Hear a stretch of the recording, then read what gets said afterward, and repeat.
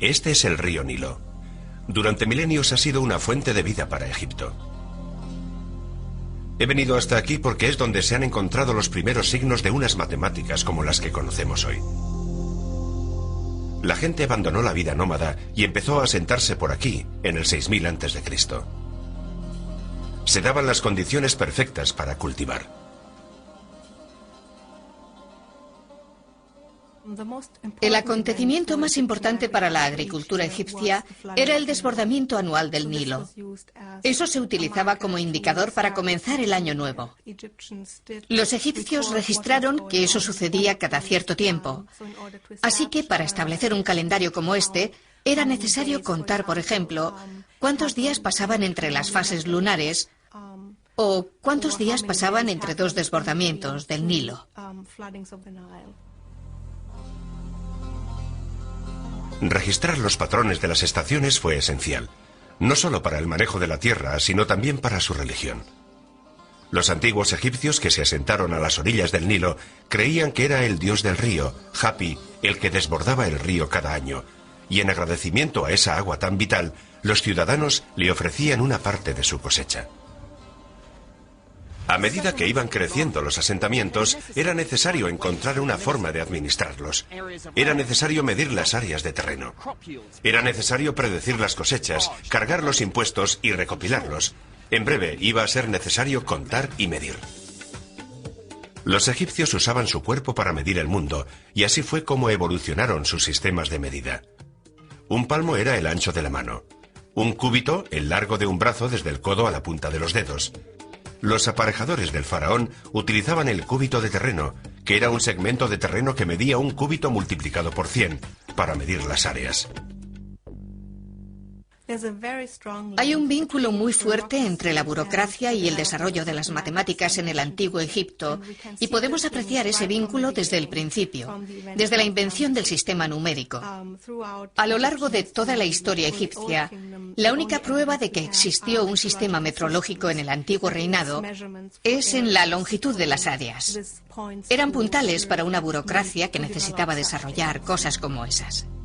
Era vital conocer el área de la que disponía cada agricultor para poder cobrarle unos impuestos acordes, o si el Nilo inundaba parte de sus tierras, poder solicitar un descuento. Eso significaba que los aparejadores del faraón tenían que calcular con frecuencia el área de parcelas irregulares de tierra, y para resolver esos problemas prácticos surgieron las primeras fórmulas matemáticas.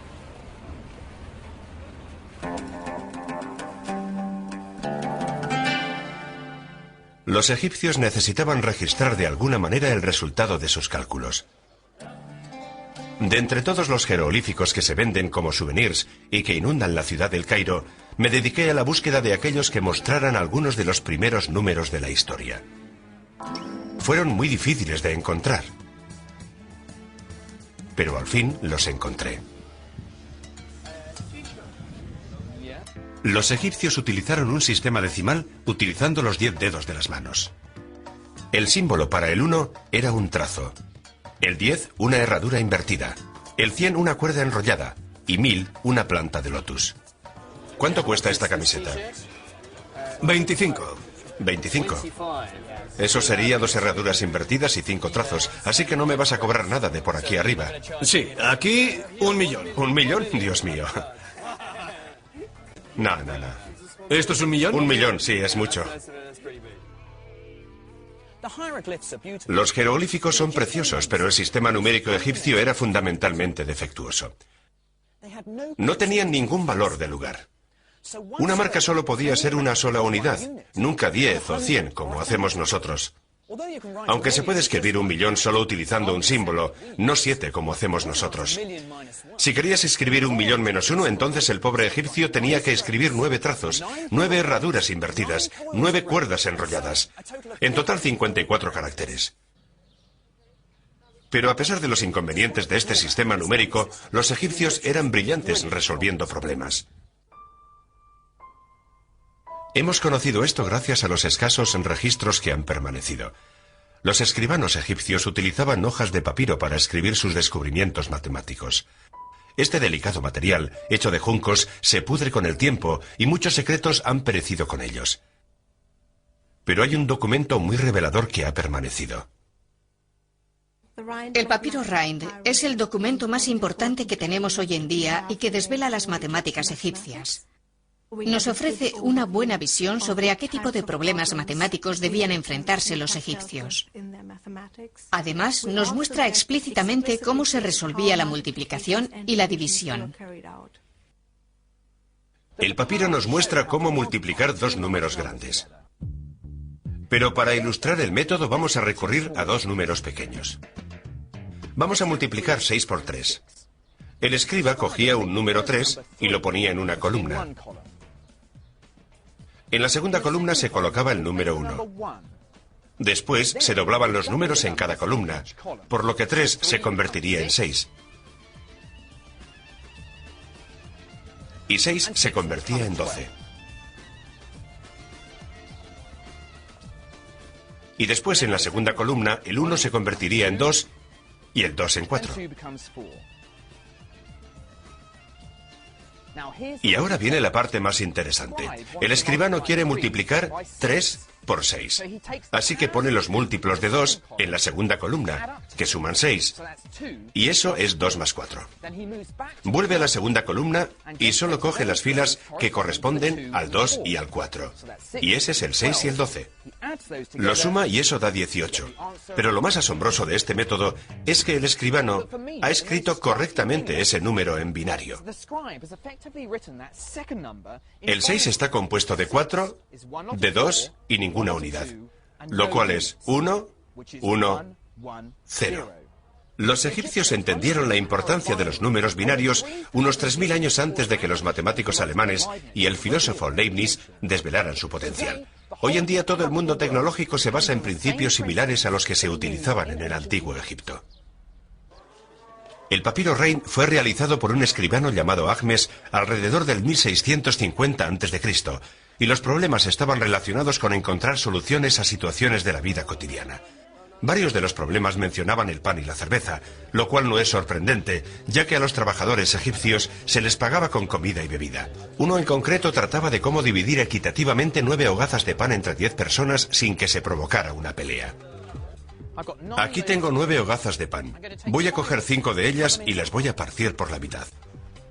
Por supuesto, 9 de las personas podrían cortar un pedacito de su hogaza y dar los mendrugos a la 10ª persona. Pero los egipcios desarrollaron una solución más elegante.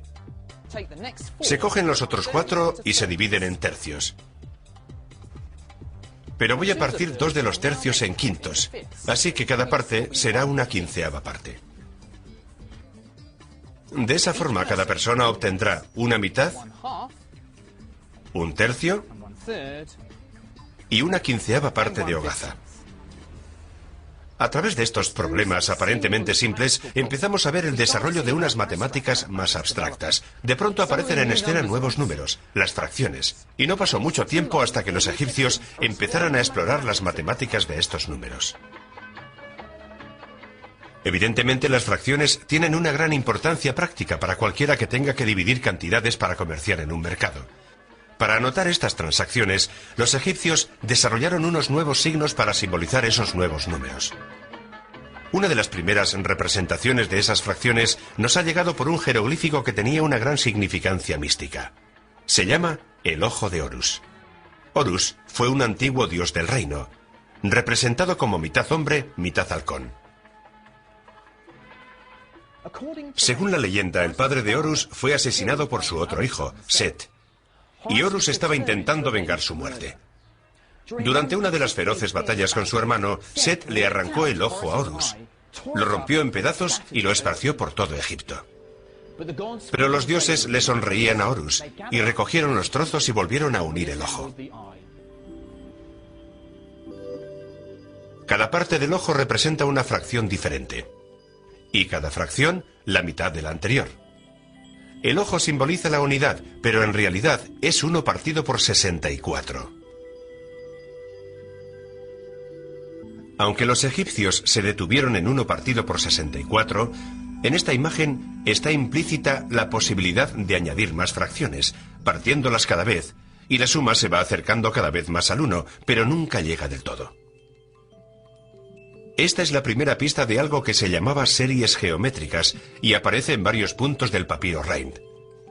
Pero el concepto de una serie infinita todavía permanecía oculto, hasta que un matemático de Asia lo descubrió siglos más tarde.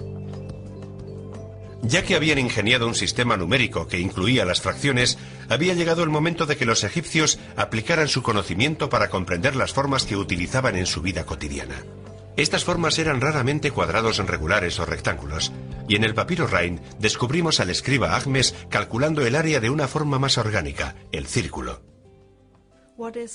Lo que es asombroso en el cálculo del área de un círculo es en realidad su exactitud. ¿Cómo encontraron el método? Solo son especulaciones, porque los textos que tenemos no nos muestran cómo descubrieron los métodos.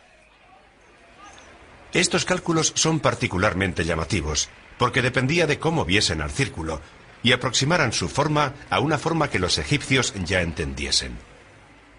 El papiro Rhind establecía que un campo circular con un diámetro de 9 unidades tenía un área igual a un cuadrado con laterales que midiesen 8. Pero ¿cómo pudo descubrirse esta relación? Mi teoría favorita es que la respuesta está en el antiguo juego de la mancala. Los tableros de mancala se encontraron tallados sobre los techos de los templos.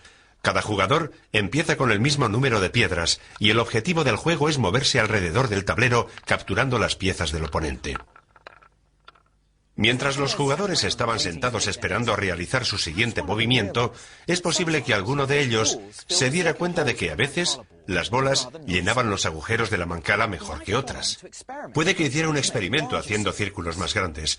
Puede que se diera cuenta de que 64 piedras, 8 al cuadrado, se podían utilizar para hacer un círculo con un diámetro de 9 piedras. Al reordenar las piedras, el círculo se puede convertir en un cuadrado, porque el área de un círculo se consigue multiplicando el número pi por el radio del círculo al cuadrado. Los cálculos egipcios nos dan el primer valor exacto del número pi. El área de un círculo es 64 dividido por el radio del círculo al cuadrado, en este caso 4,5 al cuadrado, y se consigue el valor de pi. Así que 64 dividido por 4,5 al cuadrado es 3,16, justo 2 centésimas más de su valor verdadero. Pero lo verdaderamente brillante es que los egipcios estaban utilizando pequeñas formas para representar una forma más grande.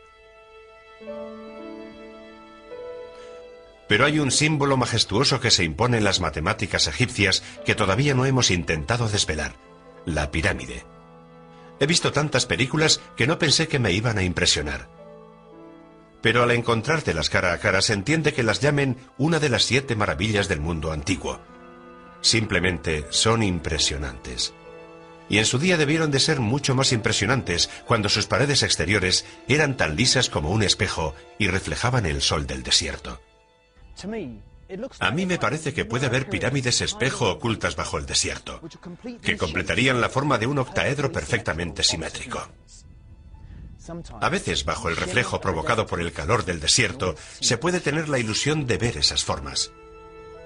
Pero para un matemático lo que realmente hace que estas pirámides sean impresionantes es la insinuación de que oculten una simetría perfecta. Las pirámides son un poco cortas para constituir esa forma perfecta, pero algunas de las grandes pirámides han dado muestras de ocultar en el interior de sus proporciones otro concepto matemático importante: el número áureo. En el número áureo hay 2 longitudes. La longitud total es al segmento más largo, lo que el segmento más largo es al más corto.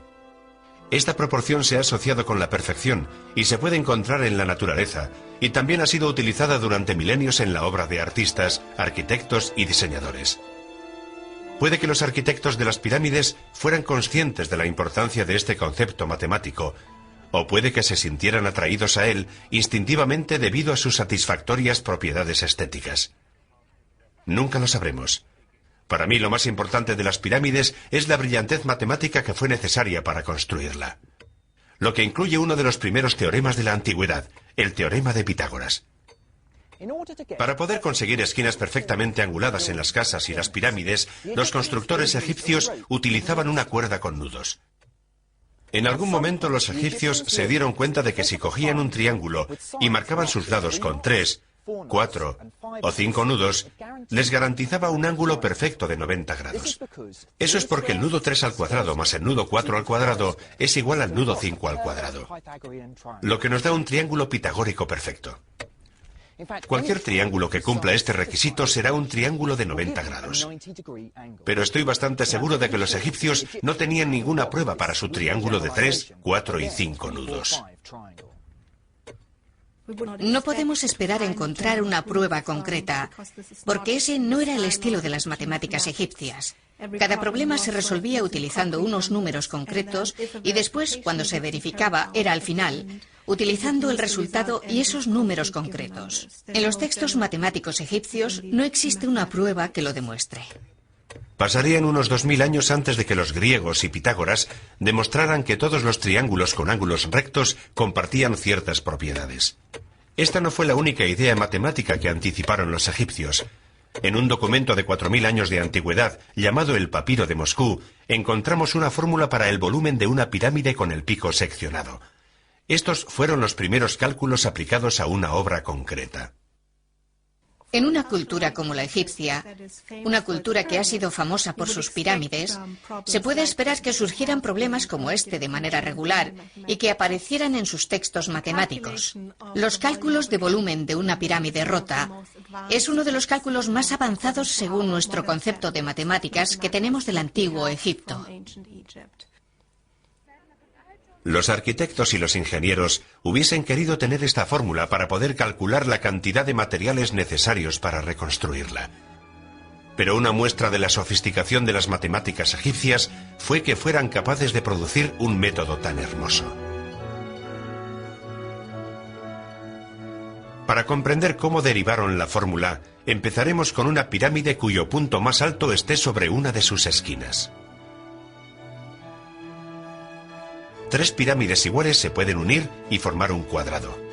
Por lo tanto, el volumen de esta inmensa pirámide será 1/3 del volumen del cuadrado.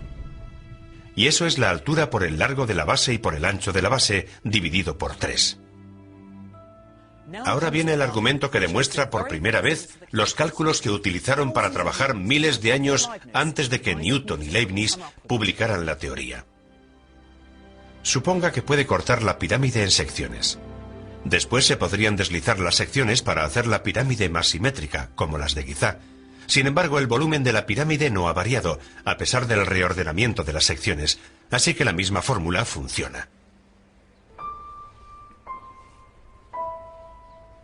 Los egipcios eran unos innovadores increíbles, y su habilidad para generar unas matemáticas nuevas era asombrosa. Para mí descubrieron el poder de la geometría y los números e hicieron los primeros movimientos hacia unos futuros y excitantes descubrimientos matemáticos. Pero había otra civilización que rivalizaba con los egipcios en las matemáticas y sabemos mucho más de sus logros.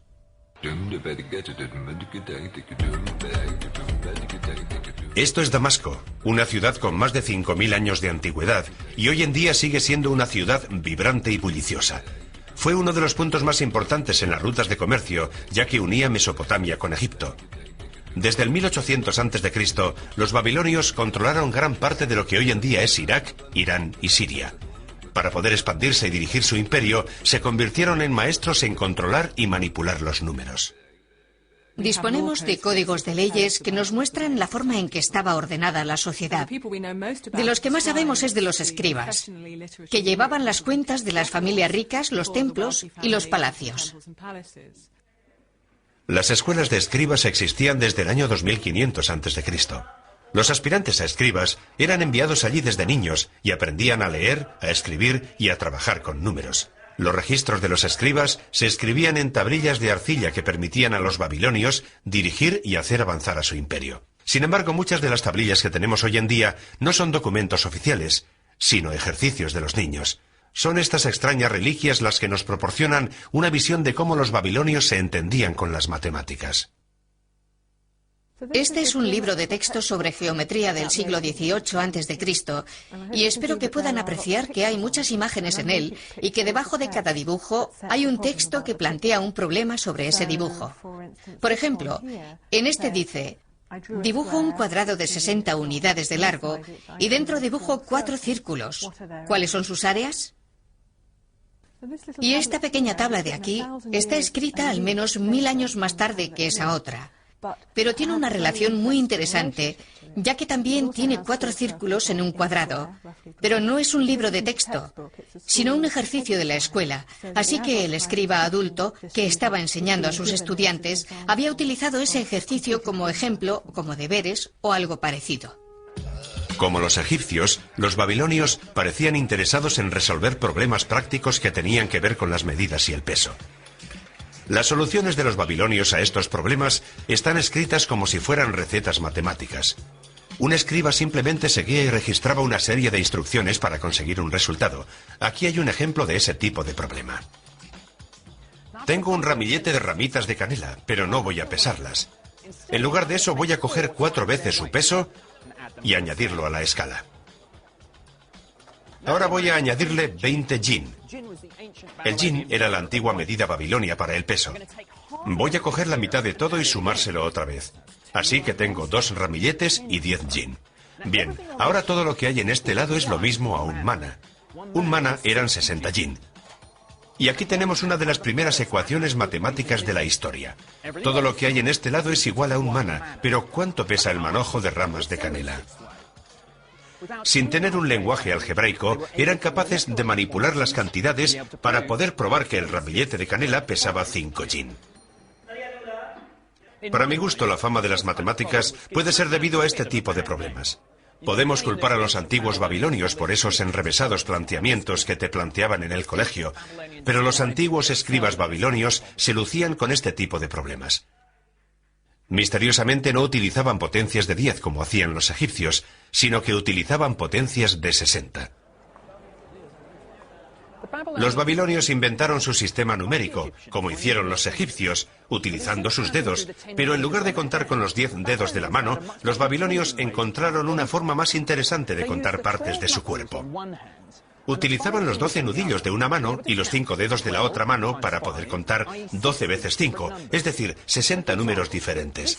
Por ejemplo, este número hubiera sido 2 tantas de 12, 24, y después 5 más hasta completar 29. Pero el número 60 tenía otra poderosa propiedad, y era que podía ser perfectamente dividido en multitud de formas. Aquí hay 60 habichuelas. Las puedo agrupar en 2 filas de 30. 3 filas de 20. 4 filas de 15. 5 filas de 12. O 6 filas de 10. La divisibilidad del número 60 hace que sea una base perfecta para la aritmética. El sistema basado en el número 60 tuvo tanto éxito que todavía hoy en día utilizamos varios de sus elementos. Cada vez que queremos decir la hora reconocemos las unidades del 60. 60 segundos en un minuto, 60 minutos en una hora, pero la característica más importante del sistema numérico babilonio es que reconocía el valor del lugar. Como nuestro sistema decimal cuenta cuántas decenas, centenas o millares estás registrando, la posición de cada número babilonio registra 60 posiciones.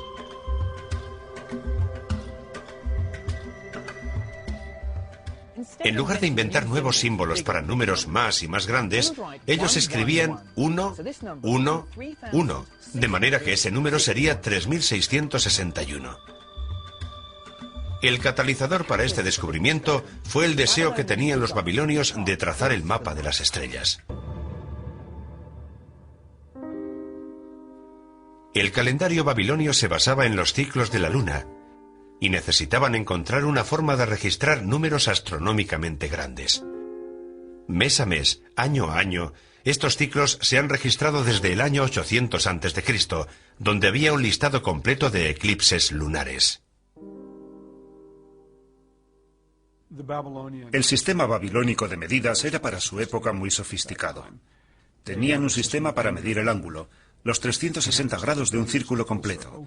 Cada grado se dividió en 60 minutos, y después se dividieron estos en 60 segundos. Tenían un sistema de medida muy regular, que estaba en perfecta armonía con los números del sistema numérico. Así que iba muy bien, no solo para la observación, sino también para el cálculo. Pero para poder calcular y manipular esos números tan altos, los babilonios necesitaban inventar un nuevo símbolo.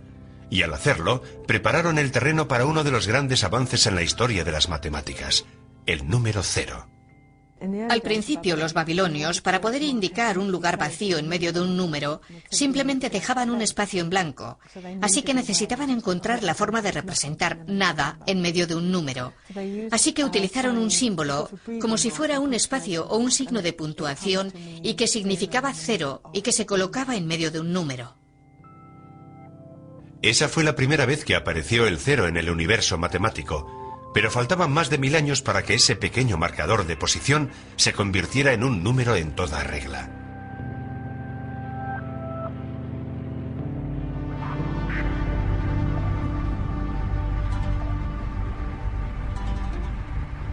El haber establecido un sistema de números tan sofisticado les ayudó a domesticar la árida e inhóspita tierra que abarcaba Mesopotamia.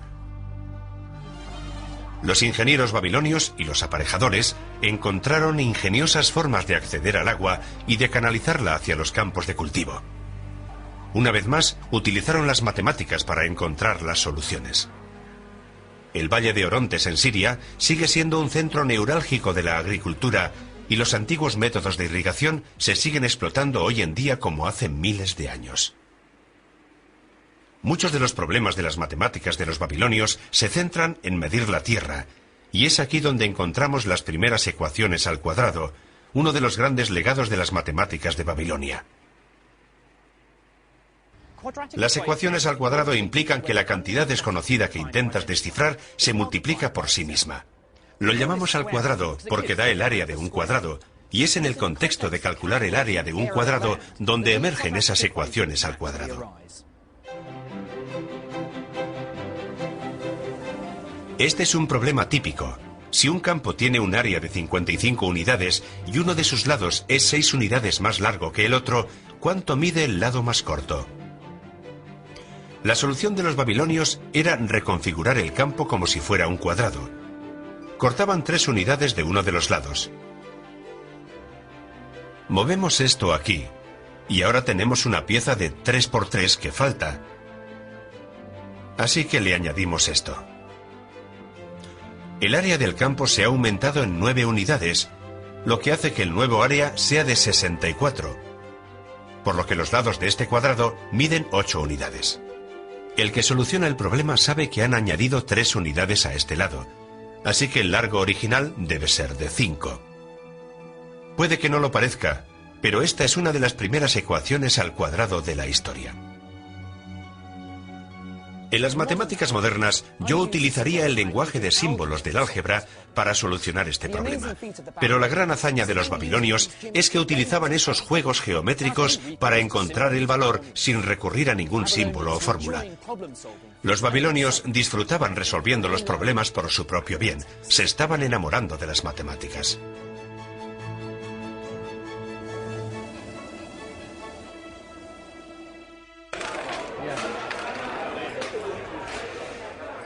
La fascinación de los babilonios por las matemáticas pronto encontró un lugar en su ocio.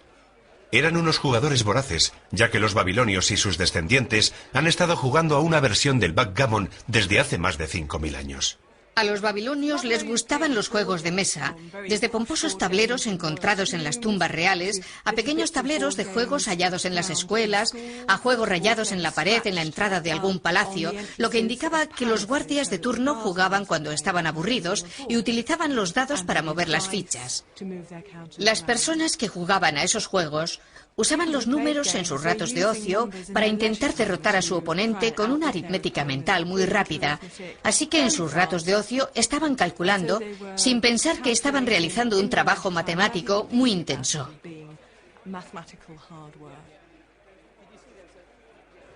Es mi turno. No he jugado al backgammon desde hace siglos, pero sé qué conocimientos de las matemáticas serán suficientes para plantar cara. 6 si necesito mover algo. Pues no ha sido tan fácil como pensaba. Eso es 1, 2... Estás en un lío. No puedo mover nada, ¿verdad? No puedo mover estas tampoco. No puedes mover esas. Tengo que... Oh, Dios. Ahí lo tienes. Parece que eres un... 3 y 4, así que... Como los babilonios, mi oponente resultó ser un maestro en las matemáticas.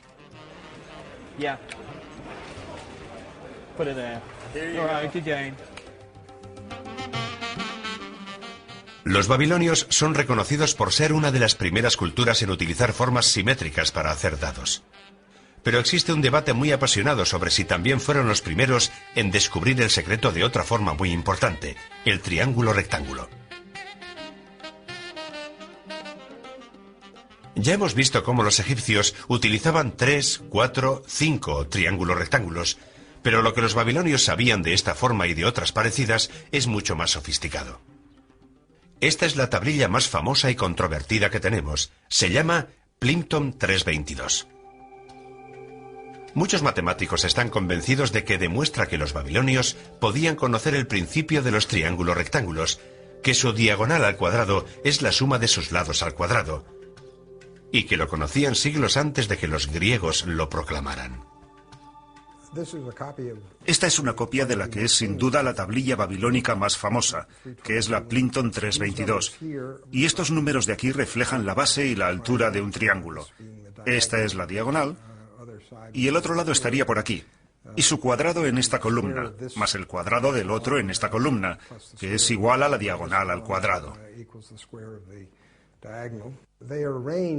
Están ordenados en ángulos decrecientes, de un modo muy uniforme, mostrando que alguien tenía mucho conocimiento de cómo encajaban los números.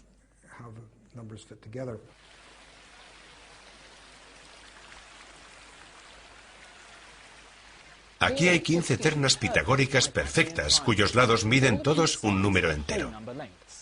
Es muy tentador pensar que los babilonios fueron los primeros guardianes del teorema de Pitágoras, y es una conclusión a la que han llegado muchas generaciones de historiadores.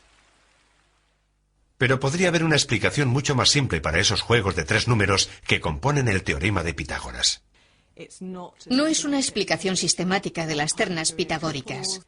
Es simplemente un maestro de matemáticas haciendo unos cálculos complicados, pero para producir unos números muy simples con la intención de plantear a sus alumnos problemas sobre el triángulo rectángulo, y en ese sentido sí, es sobre la terna pitagórica, pero solo accidentalmente. Las pistas más valiosas que nos demuestran lo que en realidad sabían pueden estar en cualquier parte. Esta pequeña tablilla de ejercicios de escuela tiene cerca de 4000 años y desvela lo que los babilonios sabían del triángulo rectángulo. Utilizan el teorema de Pitágoras para saber el valor de un asombroso nuevo número.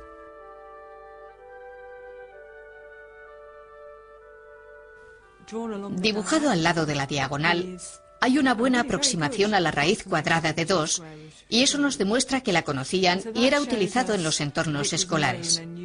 Bien, esto es importante porque la raíz cuadrada de 2 es lo que ahora llamamos un número irracional, que si lo escribimos en decimales o incluso con hexadecimales, no acabaría nunca. Los números siguen y siguen eternamente tras el punto decimal. Lo que implican estos cálculos es muy ambicioso. En primer lugar, significa que los babilonios sabían algo acerca del teorema de Pitágoras, 1000 años antes que Pitágoras. En segundo lugar, el hecho de que pudieran calcular ese número con una precisión de 4 décimas demuestra que tenían una increíble facilidad para la aritmética y que sentían una gran pasión por los detalles matemáticos. La destreza para las matemáticas que tenían los babilonios era increíble, y durante casi 2000 años lideraron el progreso intelectual del mundo antiguo.